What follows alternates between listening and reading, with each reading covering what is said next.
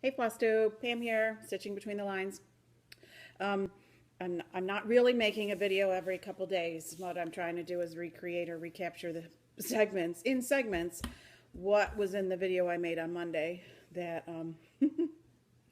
didn't upload, and in all the messings around and trying to put it in Dropbox, and it seemed to freeze. Well, it seemed to freeze going into Dropbox. It was taking days and days and days to get there, which was slowing down my whole computer. And then I couldn't get it to my iPad. So anyway, it was a mess. So I keep tempting fate. I keep playing. I keep trying. I feel like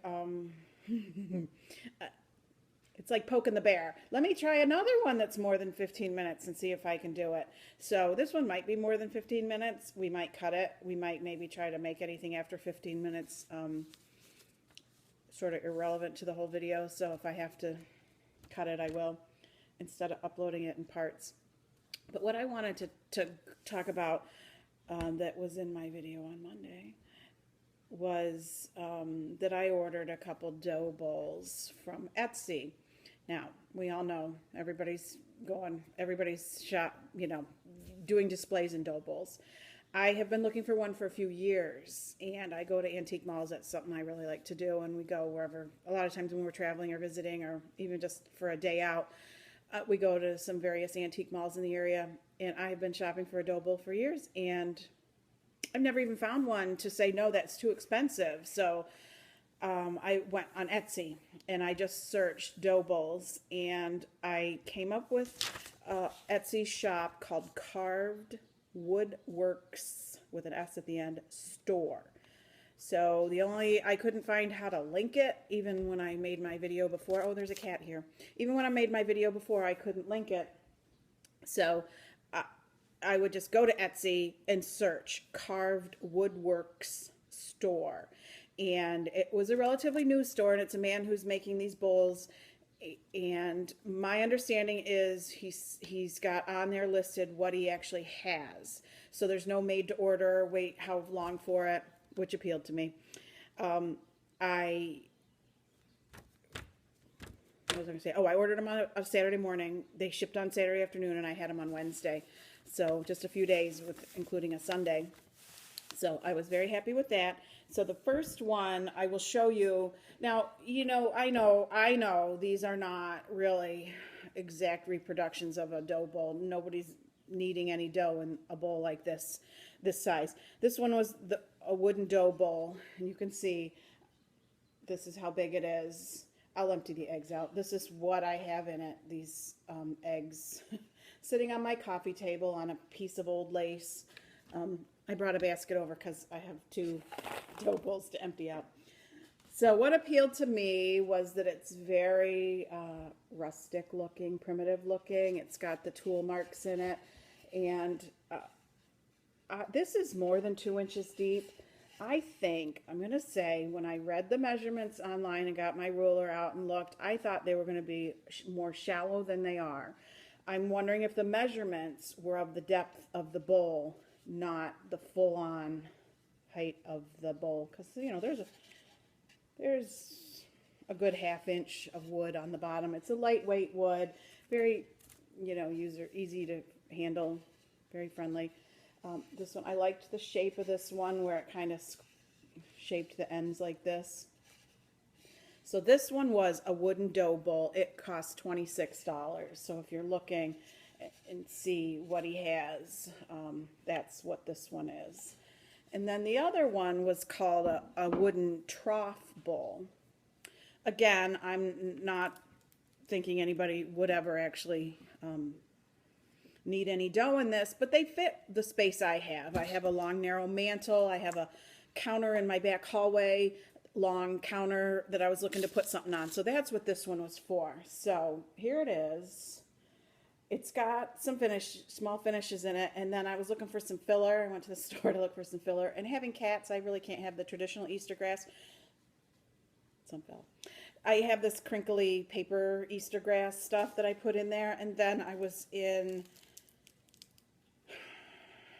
Home Goods, TJ Maxx Home Goods, and they had these really cool looking candies from, I don't know where.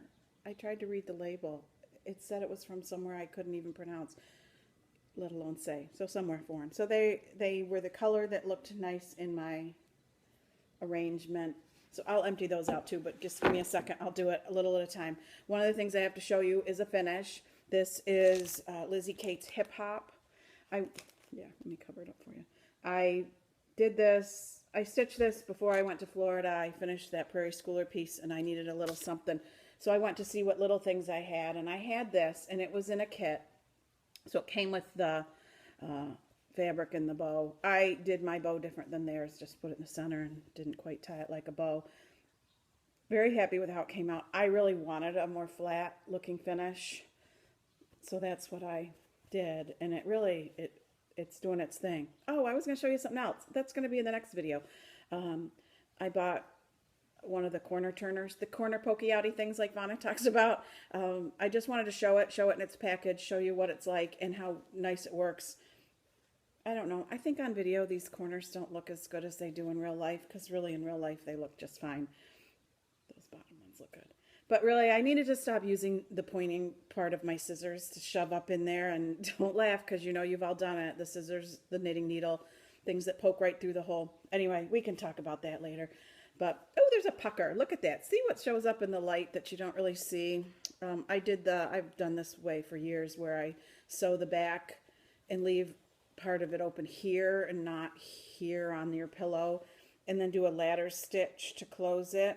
See, at this end, it looks really pretty good. At this end, it looks like you know what. But whatever. It's working. It's doing okay.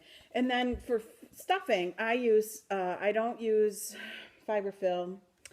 I use, my friend Carol of Stitching Dreams, who I'm sure you all know, was talking about what she uses. I brought the bag in the original video. I just talked about it. I didn't even have it. It's this cluster stuff. And it comes, let me show you what it's like. It's like all this little tiny fluffy pellety.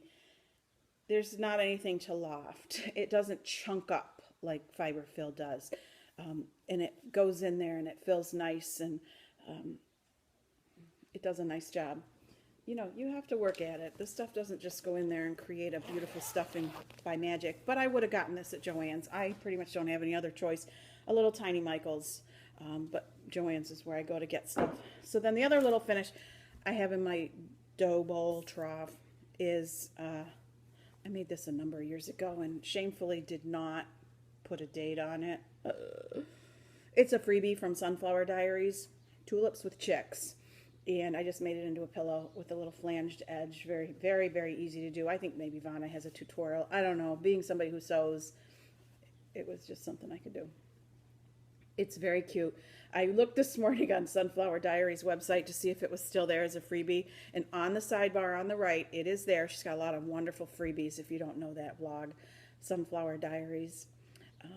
It was titled on the left-hand side, on the sidebar, it was titled Tulips with Bunny, but when you open it up, it is Tulips with Chick.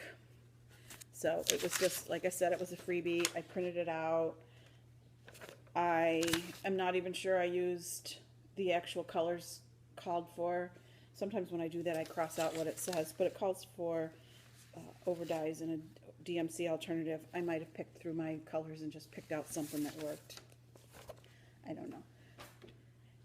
And then, oh, we're going to empty out this trough so we can see it.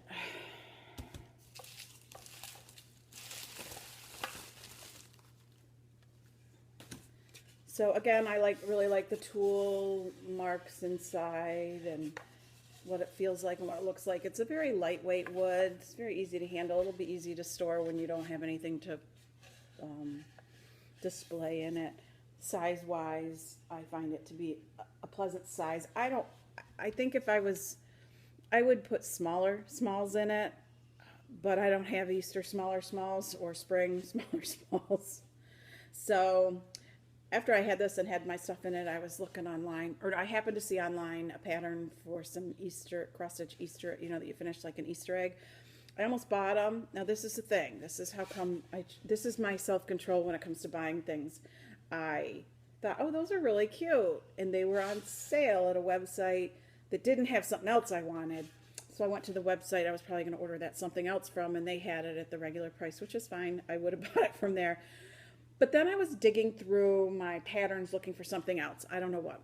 And I came across a Lizzie Kate pattern that was also Easter eggs. So I just saved myself $12.50 by looking to see if I had something similar. So anyway, there's that. There's my trough from CarvedWoodWorksStore on Etsy. And then I have one other finish actually to show that I just did. What's happening in the world of all things sewing. It's stitching between the lines. It's coming home from Florida with partly done projects. Yeah, blah, blah, blah.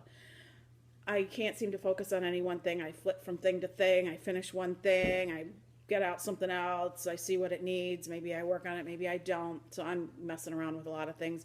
But what happens is I do end up actually finishing some things because then I am restless or I need to tidy up a space. And look at that. There's parts and pieces of something I was going to finish laying around. So I start that. So it really is chaos down there. I will probably never show my sewing room.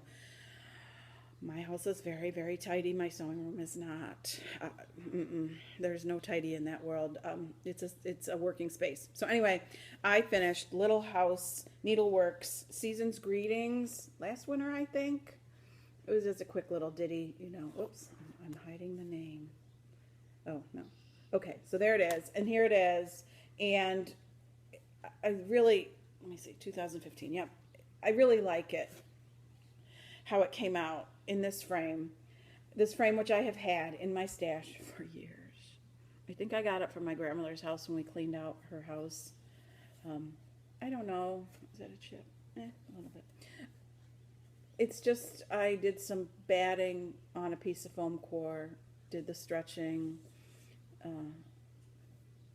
and it fits right in, and it's green. I really had aspirations of doing a lot fancier finishing job on this. I even saved on Pinterest a finish where it was on wood, mounted on a stick, a dowel, and it stood up, and it was cut in this shape, but I'm not going to acquire any new skills, which is why I keep saving all my finishes until I acquire some really new fabulous skill that I'm not going to acquire. So it's time to move on. It's time to finish some things. I sent Vanna some things. I'm working at it. And then as I'm walking around the house today gathering up the things I finished, this is sitting in my living room. A finish I did. Really, I'm going to have to move these out of the way. This Blackbird design one, which is, I know, a very coveted pattern. I have it. I'm not selling it. I'm not loaning it. Nothing. So, sorry. I'm teasing you. Love, love, love this. First time I ever saw it, I had to figure out where the heck this pattern was and buy it. But it was just, I did it as an easel back. Very cute. Very seasonal. Really like that. I even did the complimentary piece that's also in there. I don't know the name. Sorry, it's in the same pattern. But finished it. It is done just so I can just prop it against something or on a little easel or something like that, like a little plate display stand kind of thing. I have a couple wooden things that you can set simple things on. So Easter Parade, that's what this one is called, Easter Parade, and this is in there too, and it's a Blackbird design, and I am sorry to say I do know that that pattern is selling for a lot of money. It's the way it goes. I don't know. It would seem like a designer, let me just say to the designers, if people want your stuff, why don't you produce it again and sell it? Doesn't that make money? Really? Does the printing costs and distribution costs really outweigh the doing another run on some of these books that are in such high demand and make people do things they don't really want to do, like copy it or something like that to share it, or sell it for exorbitant prices where they make the profit and not you, the designer. So anyway, that's just me. I'm just saying. I mean, I understand Prairie Schooler, you know, they retired and sold their rights, but at least they're coming back out. Anyway, that's all I have to say. It is so rainy here today. The weatherman said it's only just started, and I hear the birds. The back door is open. It's not really warm enough, but my cats think they're going to die if they can't go outside on the back porch every now and again. Until I go somewhere different, they will follow me around, and if I'm in the general area of the kitchen, that's what they want to do, is go out and watch the birds on the back porch. So, but it's really rainy, cold, and yuck. So have a good one. Till next time, when I'm going to talk about another finishing. We'll see ya.